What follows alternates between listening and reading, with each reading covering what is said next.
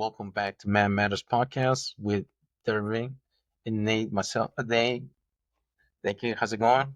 How's it going? Doing good, man. Welcome back, beautiful people. Yep. Got a super exciting topic that nobody has heard about before, actually. Oh, yeah? What is it? Belal Muhammad. Remember the name? Just can't remember the name. Is he a new up and comer guy? Yeah, yeah, you could say that. I can't remember him. Is he like the interim champion of the 170?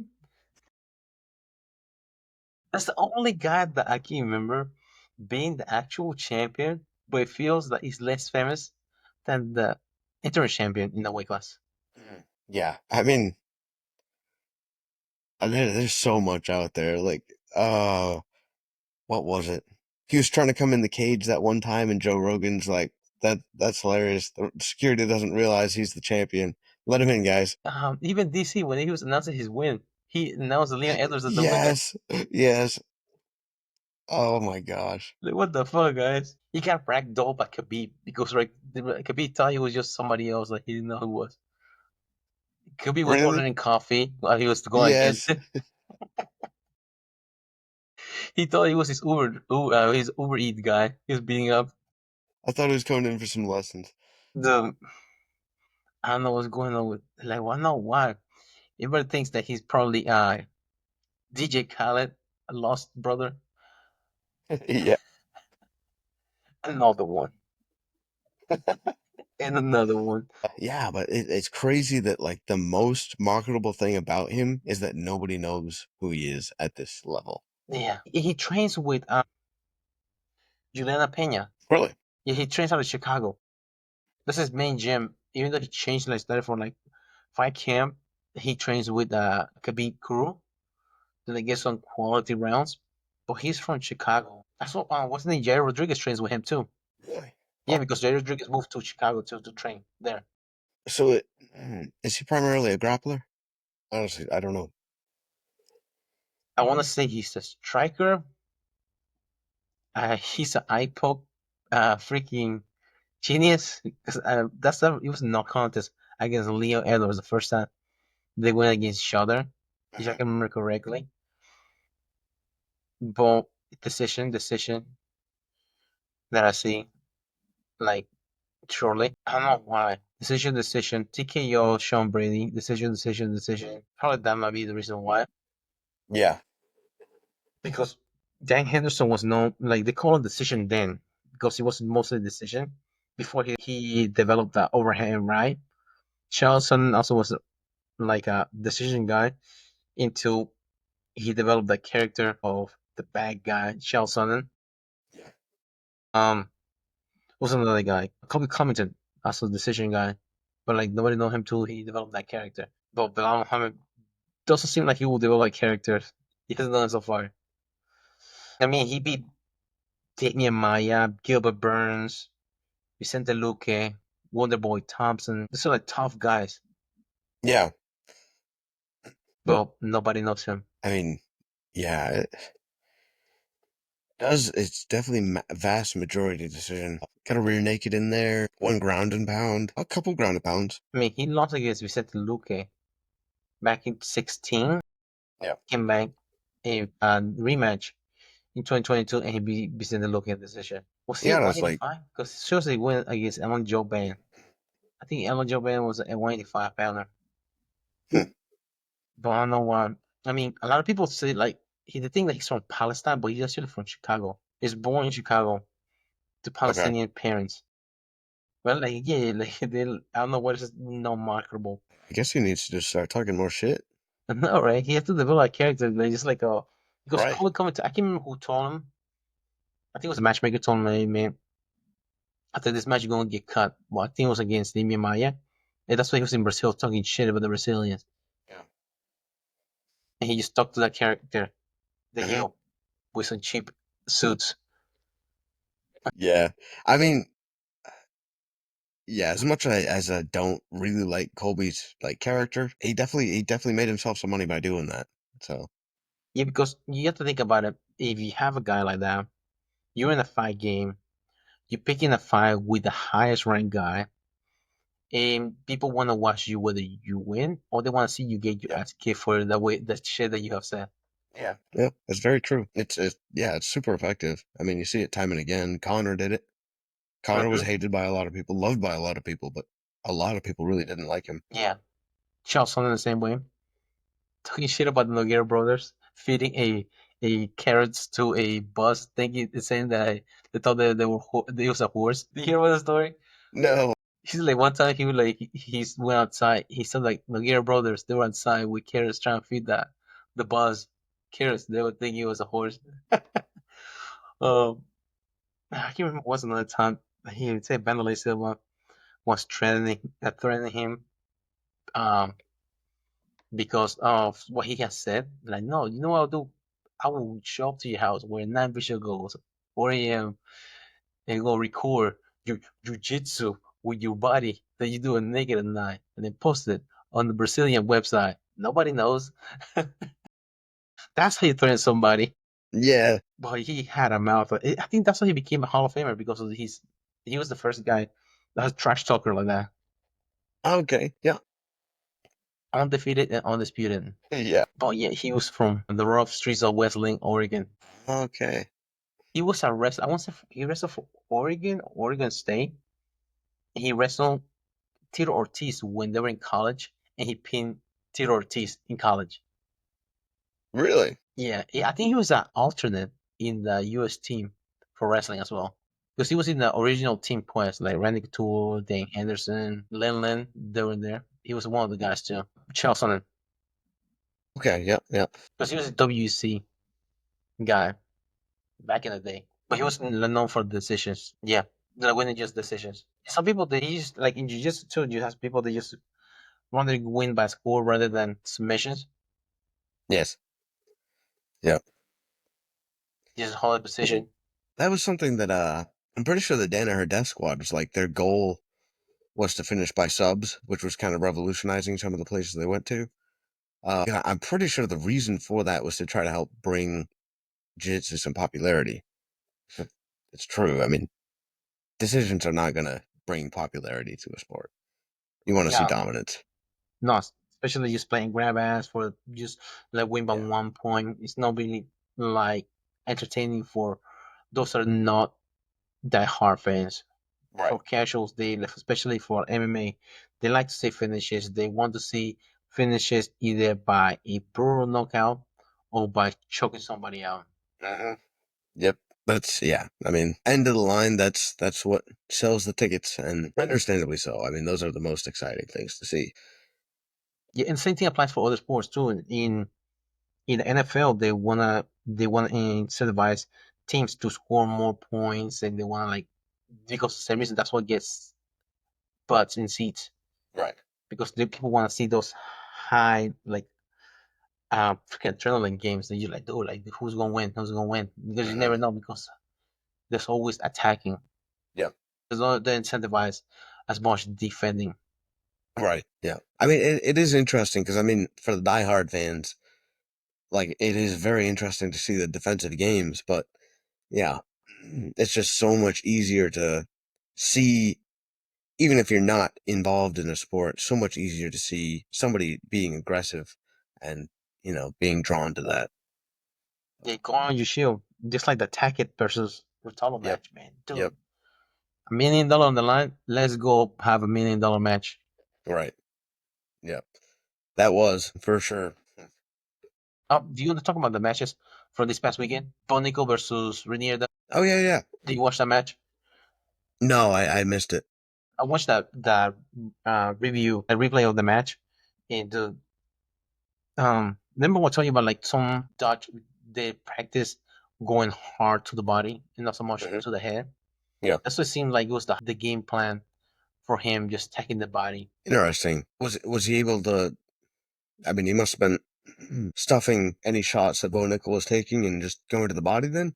Knee to the body, knee to. Knee to the body. Yep.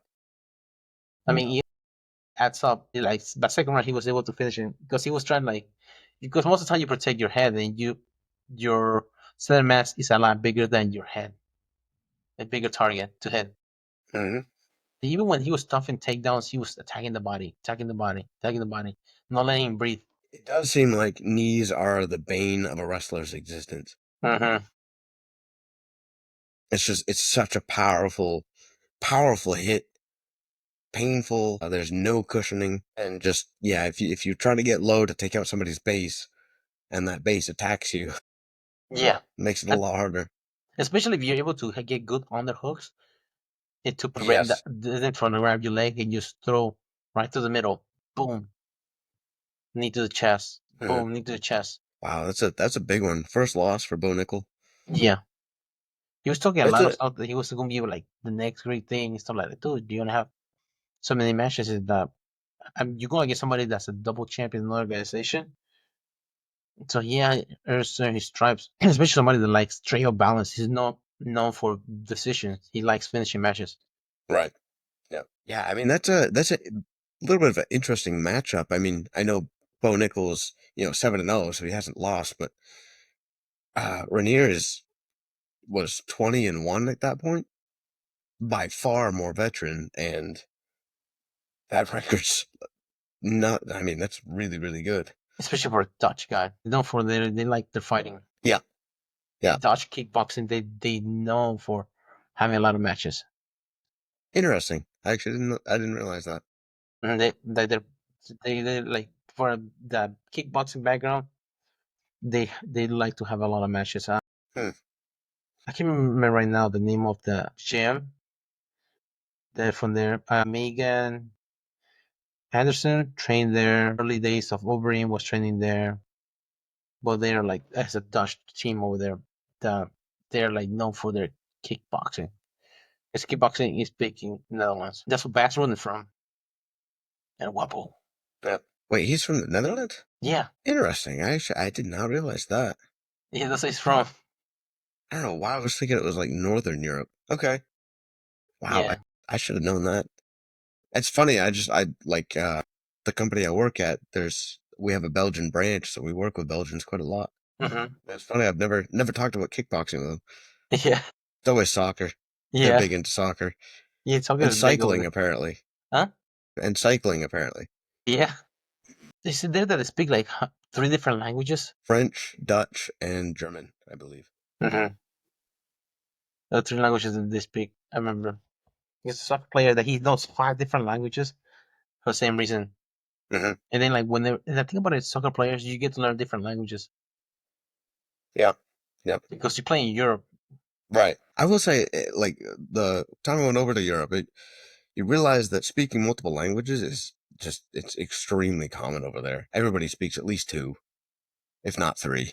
Uh, Yeah, it's encouraged over there, yeah. Yeah. especially when they use the same currency. Right. That's true. Yeah. But I mean, it's so easy to travel between countries and all that. I mean, to be able to travel and not understand people is quite a handicap. So it Yeah, makes sense. it's one train right away. Right. Exactly. Luckily for me, I mean, most everybody spoke English, but it seemed like it was almost always they knew English and some other language. Do you think that's the reason why it's one of the most developed area in the world in Europe because they're so close together? They speak different languages, but they're able to work with each other. I mean, it would kind of make sense. I mean, there's a lot of people in this very small area, so that tends to help development. Yeah, that would be my guess. And it's just old, you know. There's a lot of history there to develop off of. So, Yeah, the whole infrastructure that is still there. exactly. There's a lot of spirit information there. Uh, There's a lot of practice, good and bad. yeah, yeah. I got told like apparently that like one of the reasons uh Germany is very good at making like manufacturing equipment. They're known for it. Uh Apparently they started by making, I think it was cigar boxes. I don't remember the time period, but they were extremely poor. Like Germany as a country was, they were doing very badly.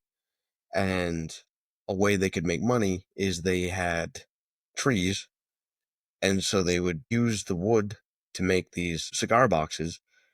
And so in doing so, they had to develop more efficient ways to make more, and that way they could make more money. And they ended up developing a lot of like manufacturing processes because they just they had to.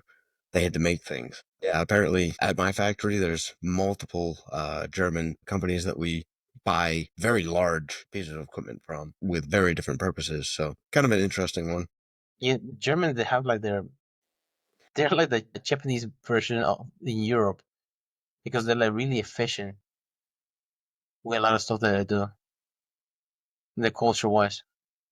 Even their beer, October the whole month, Oh yeah, Oktoberfest. yeah, yeah. And it's funny to see the rivalries between the beers because the Belgians they make their beer and they're very they love it, but the Uh-huh. Germans do as well. And so, like, we were over there, but our Belgian counterparts were meeting with us to talk to these German guys. And of course, like, at meal times, they were joking around about it. Yeah, like have you ever the German beer have like a wood taste, like an aftertaste? It can, yeah, sometimes. I'm trying to think. I mean, I didn't have a ton of different, like, varieties there. I just didn't have the time, but everything I had was really good. But yes, it did have an aftertaste, usually when I was trying it. No, they take it serious. Like even like whenever they win the trophy and stuff like that for the Bundesliga, they have like the big mugs drinking over there. Just like in Formula One, they have the champagne. Yeah, They have beer over there celebrating. yeah. What's the name of those things that they drink out of? The Stein? Stein? Yeah, I've never drink out of one of them. No? No, my father-in-law has a bunch of them on like for like decorations. Yeah. Yeah. I mean, What are I those don't know if for? I've drank out of like an official one, but I definitely have like big beer mugs that I mean essentially is a Stein. Do you ever watch the movie Oktoberfest? No, I don't think I did. They do like this like the Olympics of drinking. They have different events, and one of them is the boot. Oh, I think I saw the end of that. Yeah, Yeah, I saw it. Yeah. if the guy was drinking, and said, "Oh shit, he had the eye of the Jew." He was going to drink. Oh shit, he's game on, man. He got the eye of the Jew. He got a David Star in his eyeball. That's what it remind me of like whenever like talk about beer because that I think it takes place in Germany. The Olympics and there, and then that they drink out of a boon. But man, yeah, man, it's awesome, man. Huh? It's awesome like drinking like that Yeah. much beer like just during that month. Yeah. We were when I got sent over there, we were just a few weeks off from going on Oktoberfest. That would have been the move. You should just go, make vacation right after it. Stay there Yeah, another week. honestly. Yeah. That would have been that would have been fun. Yeah, those are the one like destination, like one like kind of like bucket list of destination for vacation. It will be that Oktoberfest in Germany, Mhm. St. Patty's in Ireland, Yep. or Carnival, or like Mardi Gras Yep. in New Orleans, or Carnival in Rio de Janeiro, Brazil. Hmm. Yep. Yeah, I can only imagine. Any of those would be wild. Yeah, one crazy ceremony. And hopefully you live up to the expectation. I think it's next year. Yeah, next year. World Cup's coming to the United States. The World Cup is? Yeah, Really? yeah. Wow. Because it's three countries: it's Canada, Mexico, United States. They're hosting the World Cup, but like like probably the groups for Mexico, and Canada, that'll be in the group stages. It's gonna be Canada and Mexico, but like the rest of the tournament is gonna be United States. I can't remember what that. I think it's Miami, Atlanta, Houston, Dallas, I think Kansas, LA, New York. Those are the venues, United Okay. States. And Me. in the semifinals is gonna be in Atlanta. Yeah. It's gonna be tickets already sold out probably. Yeah, probably. You going? Yeah, I want to go. I Yep. want to get tickets for it, but like go to Atlanta. Like, but I don't, you know who's in the group stages yet? Those teams Yeah. haven't qualified yet. You should buy them and sell them back. Yeah, I wanted to get like tickets for the Atlanta semifinals. The only thing that was available, the cheapest ticket was $2,000. One ticket. Yeah, That's a little rough. yeah. Semifinal game. So, oh, Semi-final? Oh my God. yeah. Yeah. So you never know who's gonna be in the semifinals anyway until like the tournament goes on. Right. Yeah. Yeah, that's a little hard to cough up for one night. Yeah. So, oh, $2,000. That doesn't include flying tickets, hotel, Food, yeah, food, alcohol while you're there. yeah, gas or whatever you try, rental or Yeah. driving there or whatever transportation you're going to use. Because I'm pretty sure it's going to be a nightmare. Yeah. Yeah. Oh yeah, man. I'm sure it would be fun though. Yeah. But yeah, usually I think they said the group stages is more fun because you have more people in there to, like celebrate because people are just celebrating because their team made it to the World Cup. Right. Yeah. But like as the game goes on, the tournament goes on, you have less teams that are in there. Usually just the diehards of those teams that are qualified. Yeah. That makes sense. Yeah, it's crazy how hard people go for soccer. Yeah.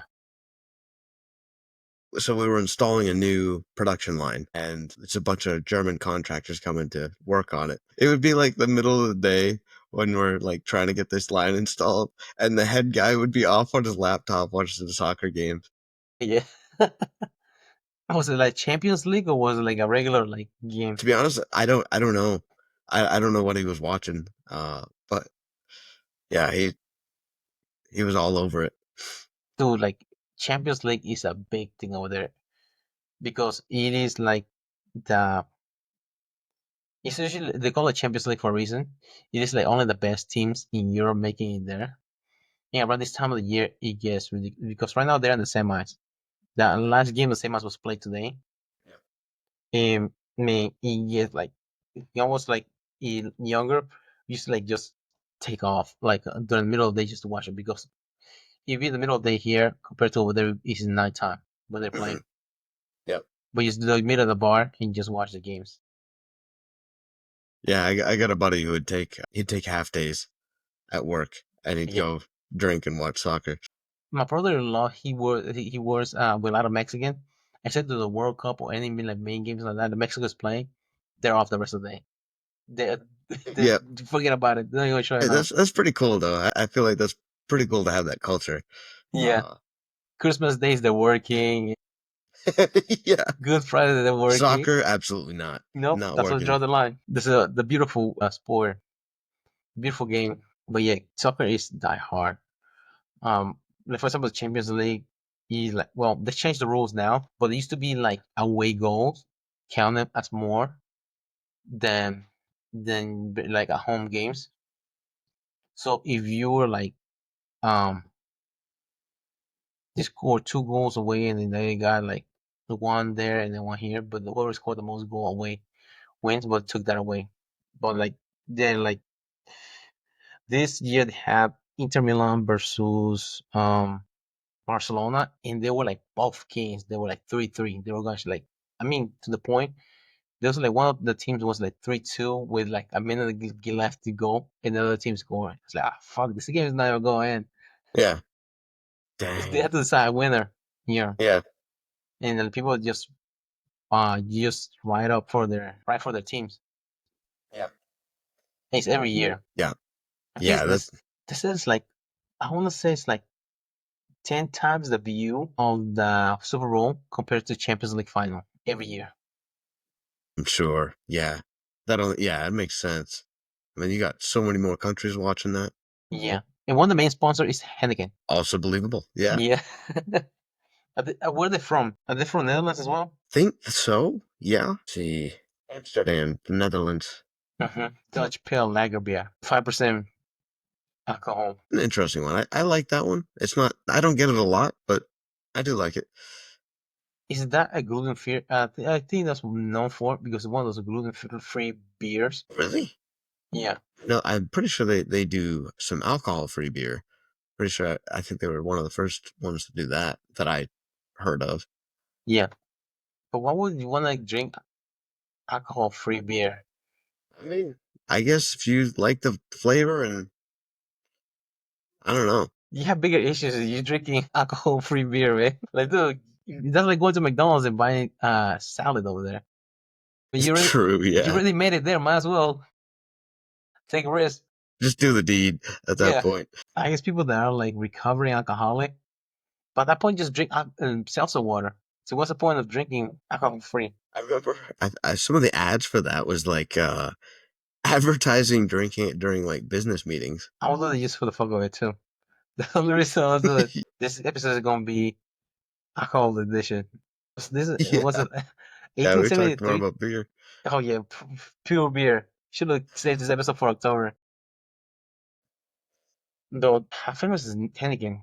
Because I remember seeing like in races, like in car races. Yeah, they're. I mean, yeah, yeah, I see them everywhere. It's funny. I see more signs for them than I see people drinking them. At least in the U.S. Yeah. Well, also a lot of products that a lot of people consume. You see many commercials for them. How many Chinese restaurants use commercials do you see? And they're everywhere. That's Never valid. seen go out of business. No, no, that's true. Never see a Chinese restaurant commercial, but they're always thriving. Mm-hmm. Yep. I mean, really, that's Mexican restaurants too, Yeah, they and sell they're for themselves. everywhere, and they're so good. I mean, how can you? Yeah. Yeah, they sell for themselves. Yep. That it's true. Yeah. Really, advertising is not that important because everybody knows you go there, it's gonna be good. The only one that I seen was Dos Equis, one of the famous commercials. The most interesting man in the world. Remember the I don't know. commercial? The No. most interesting man in the world. It's like the older guy that hit a gray beard. He's wearing a tuxedo. Like the most interesting man in the world.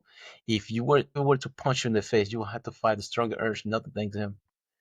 He's the most interesting man in the world. They say like crazy like facts about him. But the funny thing about him, the guy that was playing him, the most interesting man in the world for Mexican beer, he was Jewish. He was even Mexican. Look confused. That is funny. Yeah. But literally, you know that they were predicting the future because now the president of Mexico, she is Jewish. I didn't Yeah. know that either. Yeah. What's her name? Hold on. What's her name? Claudia Scheinbaum. What's her name? Sheinbaum. Apparently, those X predicted the future. She received a Doctor of Philosophy in Energy Engineering. Yeah. Well studied. Her mom was a biologist. Interesting. Check out the big brains on Brad. I think what else? Modelo used to be. I think I don't think they are anymore. The official beer of the UFC. Yeah, they used to be. I don't know. They usually change around. Because remember, it used to be Budweiser. Bud Light used to be the main one. They used to be Right. Modelo. Did they change? The fighter spirit. The fighter spirit. That's what their motto was. Right. Exactly. Yeah. I like Modelo the most. One of those ones that yeah, I like Bud Light now. What a downgrade. Yeah, but that's what they started with, right? Is it? Yeah, because I remember, what's his name was complaining about it. Brock Lesnar. Like fuck Bud Light because they won't want to pay me. Right. That's I right. drink Budweiser now because Bud Light won't want to pay me for my sponsorship. Like in the day, I think it was like 2009 when you called Yeah. Frank Mir, I do remember that little speech. and then he got cussed out. He had to apologize because they cussed out, but then away. It's like, yeah, I had to beat Frank Mir's ass because he had a shoe up his ass. Now beat that Brock Lesnar. I remember people used to call him the Cock Chestnut. That was his nickname because of the tattoo on his chest. I think Shea Gillis and freaking are responsible for bringing it back. Post Malone bringing back Bud Light. Yeah. Yeah. Well, Bud Light sponsored him, and apparently he had a deal where like they just like gave him an endless supply of Bud Light. Apparently. Dude, Shea Gillis can put down some Bud Light. Yeah. Yeah, I'm sure. I'm trying to find like a list of the all that have sponsored. Remember, Proper 12 was at one point part of like one of the Mm, sponsors. Remember, mm-hmm. Yep. Bruce Buffer had another one. I can't remember the 12 rounds on. I can't remember the name of that one that he had too. So several liquor was Proper 12 bought by Corona, a distributor. Distributor, They were bought. yeah, because Conor McGregor doesn't own. He's not majority owner.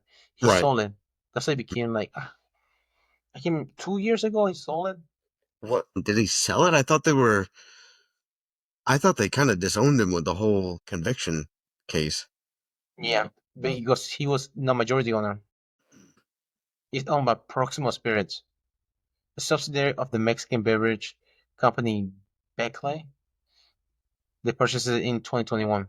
Mhm. The sale majority of whiskey brand Proper 12 took Proxima Spirit for $600 million. Yeah, It is pretty good whiskey. I will give them that. That is not overhyped. I like that stuff a lot. I haven't tried it yet. Oh, really? I tried the rock one, Tarmac. The Yes, How's that one? it's pretty good. You're talking the tequila, right? Yeah, yeah. Yeah. I mean, I'm not a huge tequila guy, but I did like that fairly well. It's a Hawaiian tequila. Yeah. I had to look up what his the War Master. I can't remember the name of his because that's a bourbon that he made. I can't remember his name right now. War Master. I know we've talked about him before on here. Josh Barnett, right? Okay. Josh Barnett. Yep. Yep, that's the one. Sorry guys, CTE. Who's laughing now? But yeah, he's known for like one of those guys that's like alcohol, make his own bullet, and he love grappling in tiny underwear. He likes wearing the tuxedo. I mean the Yeah. sunga, the speedos.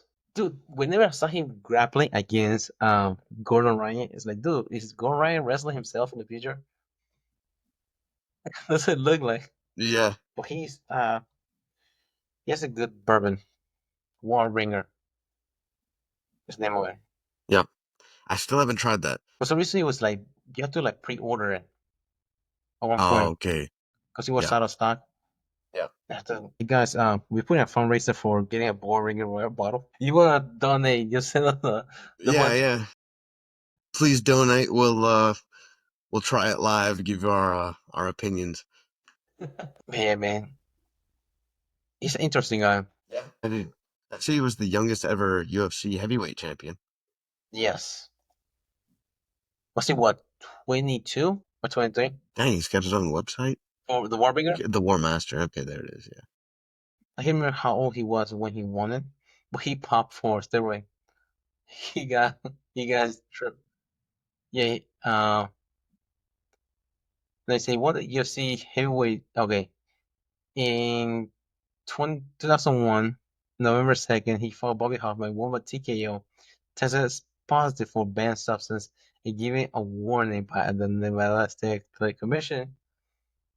March 22nd, 2002, TKO Randy Tour won the UFC heavyweight title. Barnett was stripped of the title July 26, 2002 due to failed post-fight drug test. I guess he didn't take the warning seriously. Yeah, they warned me once. They're not too serious.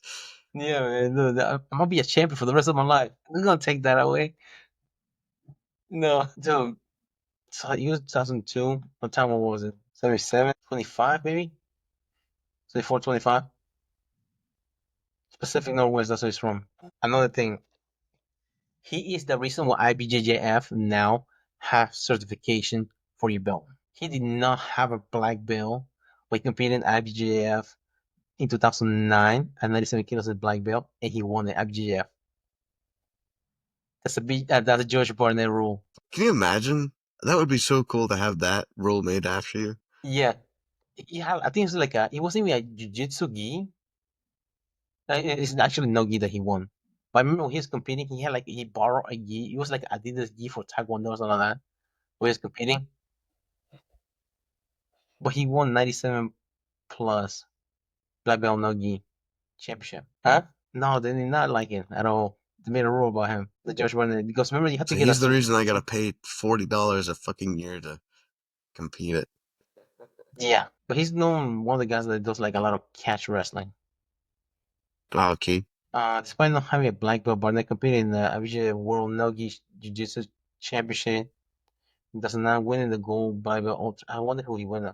He defeated Bruno Paulista in the final. After his victory, a George Barnett rule was instituted that required official registration of a black belt in academy. And Barnett competed in the California Classic Brazilian tournament in November 15, 2009 in the black belt gi absolute division. His first beat future world champion Otavio Sousa with submission but lost decision IBJ world champion and veteran Romulo Barral. According to Barnett, it was originally advertised as a no-gi tournament but changed to gi after a vote before the event. But sitting on the gi or belt, Barnett was sponsored Reiki by Breakpoint and giving honorary black belt by Chris Harder to compete. Even though Barnett had never trained in BJJ, he was given a belt based on the competition merit and overall knowledge by Eric Paulson. I mean, at that point, he also has been competing since well, 97, 2009, 12 years. I mean, he was in Pancrase. That's a long freaking wait. Pancreas, that's the name of the organization. That's where Bashroden used to do. Like, remember they used to open hand strikes. You can punch somebody. That's how long he's been competing. Fought in Pride as well. He lost against Krokop twice, but he fought. Beat Alexander Milanenko, beat Mark Hunt, beat Nogueira brother. He lost 3 times against Krokop. This guy was his bane, his nemesis, I guess. Yeah, that was a scary dude back in the day. Also, I think he's the one guy responsible for killing Donald Trump's affliction. He's supposed to fight Fedor Milanenko in the main event, and he failed a drug test, and they killed the car and killed Affliction. Really? Yeah, I think that was like 2009, 2010 when that happened. He tested positive for anabolic steroids. Dude, this guy likes the juice. This is the only guy that see that he's on the juice, but does not look like he has any muscle in him. Something wrong. No, right? He's doing the wrong kind of steroids. Should be start taking the fat free steroids because of muscle in him. But yeah, I don't know how many times he has been uh tested for failed drug test. The War Master. I want to talk about Corey Sahagan this weekend. He's fighting in the main event. He's fighting Figueredo. Jefferson Figueredo. He's the guy that told you that he was when he went against Ortiz de la Shaw almost blew his knee. No, he actually blew his knee in the first round. This match, he was going to Figueredo. Figueredo was trying to go for leg locks, but some of the positions they look. You know that somebody knows how to get to a position, but they don't know how to finish it. That's what it looked like. He was getting certain like positions that he would like to get, but he don't have to finish it. And then actually Figueroa was able to because it was like 50-50, and he blew there's a Figueroa's knee from there, and that was raining down strike. Yeah, I was saw that. Remember when I told you against T. Dillashaw, he had like pretty good leg locks, and then this match he had pretty good leg locks as well. It's like, dude, and then I was talking to somebody at the gym. It's like, dude, you know why, right? He trains with Ryan Hall. Okay. Somebody has leg locks. Oh yeah. See, be Yeah. training with that guy for a while. You better know how to defend your leg locks. Yeah, I would think. Yeah. Yeah, he knows that well, I guess. So well that he's known as being the wizard. Yeah. That's Ryan Hall's nickname, the wizard. He's got some next level interesting style. Interesting style, but definitely got his own game. It's sadly that I think he's injury prone. That's why he hasn't competed. Yeah. I think over the last few years, he had over 5 surgeries. I can't remember how many. I have to look it up.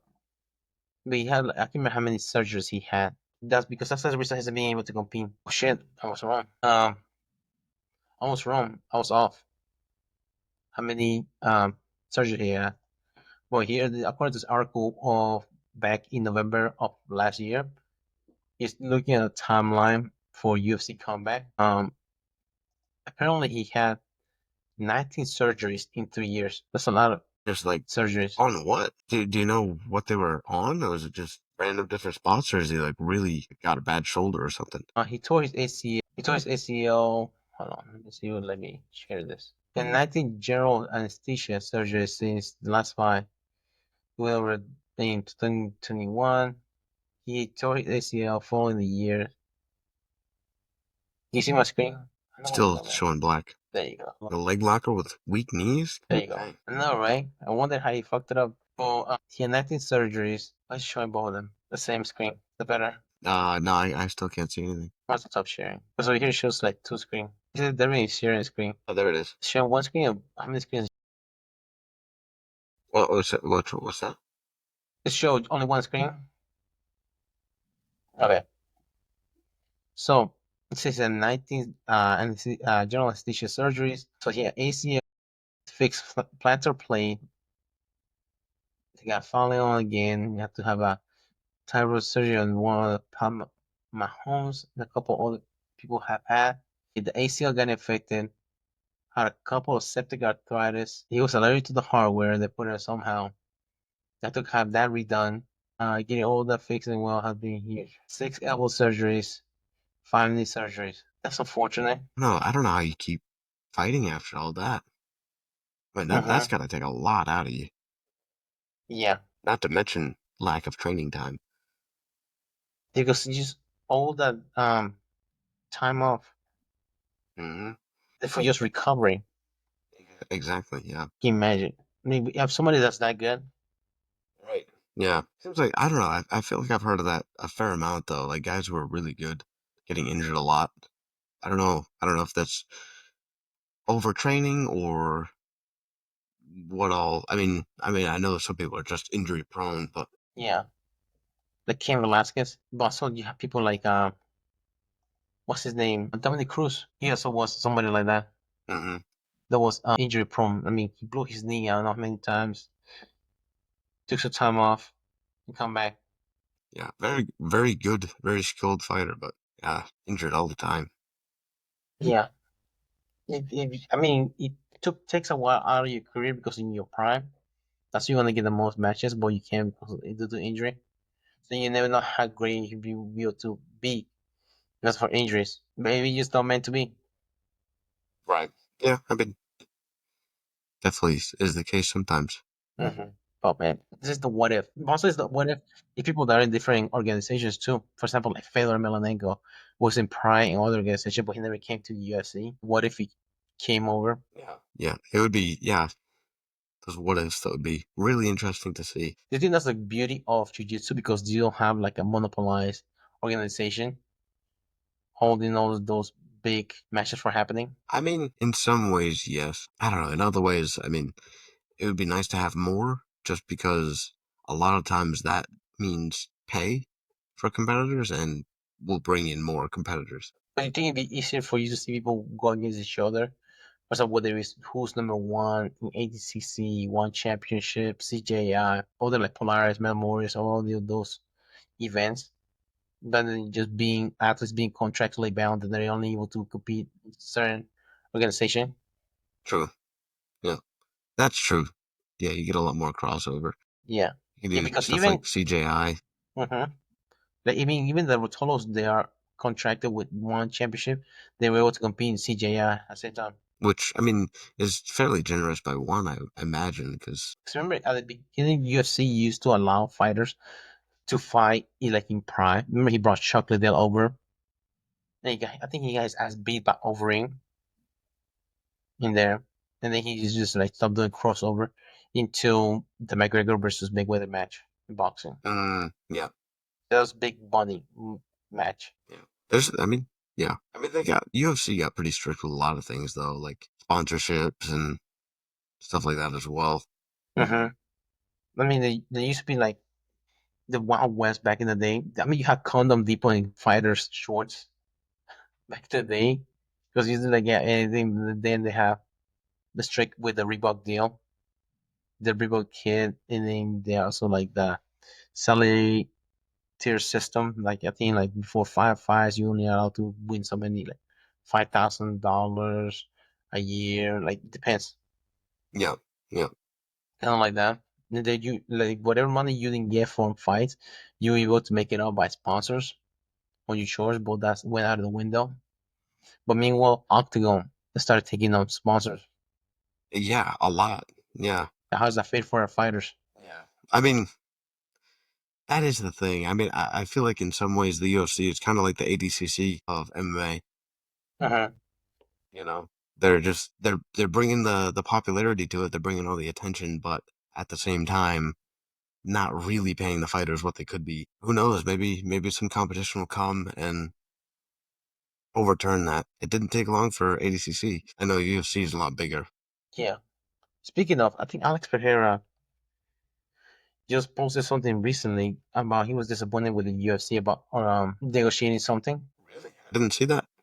Yeah, he claimed that he was hacked during a one of his tweets. 'Cause remember now he's not a champion. It's different. He's gonna get paid different. We always answer to the UFC calls, but if they want to play with me, we can do that. That's what his tweet said. I wonder if he wanted to have the Ankle Life rematch. They probably didn't give it to him. Yeah. I mean, how many matches he answered to, even in the last minute, the needed match going on. Remember, he answered the call most of the time. I mean, was it Yeah, I Jamal mean, Hill? it's yeah, it seems rare that you get a guy that can do that and step up to the plate as well as he did. I mean, he's more marketable than Belal Muhammad. He doesn't speak a lick of English. Yeah, You notice that? Well, he responded that I don't even know what's going on. I have a great relationship with the UFC. That's what he said in Instagram story. They say he got hacked. But yeah, like a lot of people have been criticizing Dana White for that because I think the fighters they only get paid like 10% of the UFC revenue what they bring in. yeah, that's crazy. For against I wonder shows how much money they put into the production. one or two. Because also you have to take consideration if the UFC they're putting the money into production or is it the network ESPN that's putting the money into production. Because the gate doesn't go to ESPN. Pay-per-view sales who is a split between the ESPN and the UFC. It just depends whether how it's distributed. Yeah, that would be interesting to see.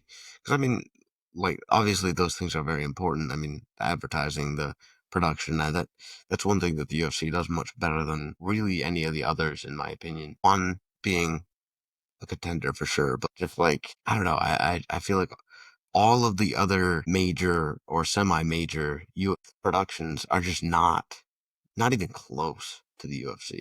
UFC puts so much into it. Yeah, the miles ahead. Yeah. What you go? Do you know that EPFL is coming to Charlotte in August 15th? Send us text about that. Yeah. Um, I wonder if they will be ever do like remember the UFC whenever they merged with Pride, they like champions versus champions. Yep, That'd be good. That they but some of their guys just left from Bellator. So could be. also it would be sad if a producer gets paid more than the guy that's fighting for championship in the main event. Like he's like risking his life out there to get ready to lose an eye for some compared to somebody as a producer telling you which camera to turn on. Yes, yeah, that's valid. Is it fair? I don't know. Yeah, but I mean, in reality, that's that's life, you know. Yeah, There's so many instances like that. Like, I don't know. You see salesmen get paid more than anybody, and they're not the ones making the stuff. They just sell it. yeah, that's true. Yeah, a lot of it they're based off sales. They're like that quarterback, and they're like Exactly. everything behind the scenes doesn't take into consideration. Yeah, I mean, it would be interesting to see those numbers. Is that Kalaev has a match coming up? You say that he's the one that hacked Pereira's account. I mean, who was in that weight class that he can find? Khalil Rountree is supposed to be like Jamal Hill. Adira Prochaska hasn't fought since he lost against Alex Pereira. Who else is his weight class? Yeah, I mean, Carlos Olberg. He just beat what's the name? Polish Power. Jan Blachowicz. And Jan Blachowicz is coming off a double shoulder surgery. Yeah, that's rough. Somebody's over 40. yeah, no, I believe that. Jan Blachowicz just lost against Carlos Olberg. Jamal Hill is scheduled to fight Khalil Rountree. Alexander Rakic is the next one. I mean, who all does Alex? How far down does Alex Ankalaev have to go down to avoid Pereira? Right. Yeah, yeah, yeah. I'm interested why they don't give Pereira the immediate rematch. How many times did he defend the title? He beat Prochaska twice. He beat Jamal Hill. He beat Blachowicz. He beat Khalil Rountree. Yeah, The only one he went to the decision was Jan Blachowicz. All the other ones finished as champion. yeah, it does seem a little strange because Pereira is really everybody wants to watch him fight because it's exciting because he I can know. end it at any time. So yeah, I don't know why. Yeah, I would think they would treat him very well, but People like him. hmm Chama, Chama. Yeah, that's not that weight class looks like in the air. I mean, that weight class is in the air. Heavyweight's in the air. Because John Jones don't want to fight Aspinall. But I'm 170. Who's the champion there again? Nobody knows. But yeah, it usually at the UFC. Pro, do you think that's what they double book champions in uh main events like that? For example, they have Valentina Shevchenko this weekend defending her title and also at 170, their champion is fighting in Canada. Because in case like they have like a injury out or because True. I'm a little surprised. Valentina's not the main event. hmm To be honest, I feel like she's probably more popular, more well known. yeah, who's JDM? Is he the one that choked out Craig Jones recently in practice? I Jack don't the know that. I the don't lineup. remember seeing the name. They put it there JDM. I'm not sure it was him. Did you see that J Rod was kicked out of the B team? See that? Yeah, Crazy. it is. So what is it with those guys, man? Get your shit together, man. Yeah, I don't know. I truly don't know. I mean, sucks, but sometimes it got to be done. But You yeah, know? you can keep those people around, whether they're talented or not.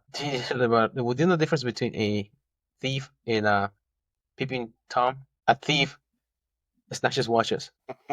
But how, like, he just like, won a silver medalist in ACC. What's that? He's won 8 silver in Yeah, ACC, yeah, right? yeah, yeah, J-Rod. yeah, yeah. Definitely talented. Yeah, I don't know. But there's no room for people like that. No, not at all. You can't keep that around. It's a cancer. Yeah. Yeah, unfortunately, it seems like that sort of thing is more common than you'd like to think in the grappling communities. But I mean, really, there's only one solution, and that's boot 'em. Cut off from the road. Because usually you are in jiu-jitsu because self-defense and it is like up and close, like one-on-one grappling. But like you have to also trust.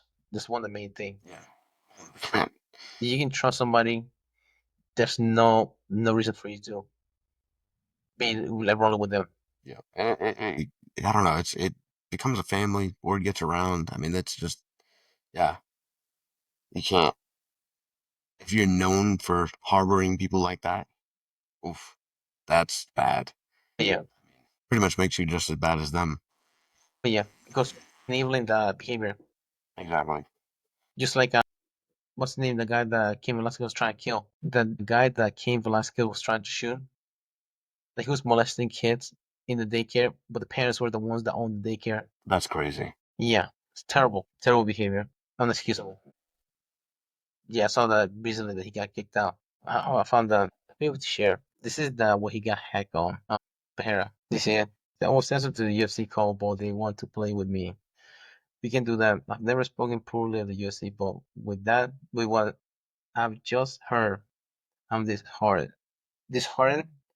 I always had thought of not fighting anymore, and after what was just relayed to me, this may be a star. Does it sound like Mm, something you was saying? that's pretty crazy. I mean, that would be a wild thing for a hacker to do, but I mean, fairly believable. Uh-huh. Insidious, I guess you'd call it. Mm. Like, I don't think he's a drinker anymore because remember he's a recovering alcoholic. They would say like a drunk tweet, we would consider that. But if he doesn't drink anymore, Right. what will it be? We will follow up in the next episode. See what happened as for according to the negotiation. Because he's known to being for being a business guy as far as like answering to the call whenever they need him to compete and fight whenever. Also, he's one of those guys that want to make as much money as possible because he's not getting any younger. He's willing to fight. Yeah. And he's prime right now, so it's the time. Yeah. Tracking while it's hot. Do you have anything else for tonight? We covered. Yeah. Let me see. You gonna close this out?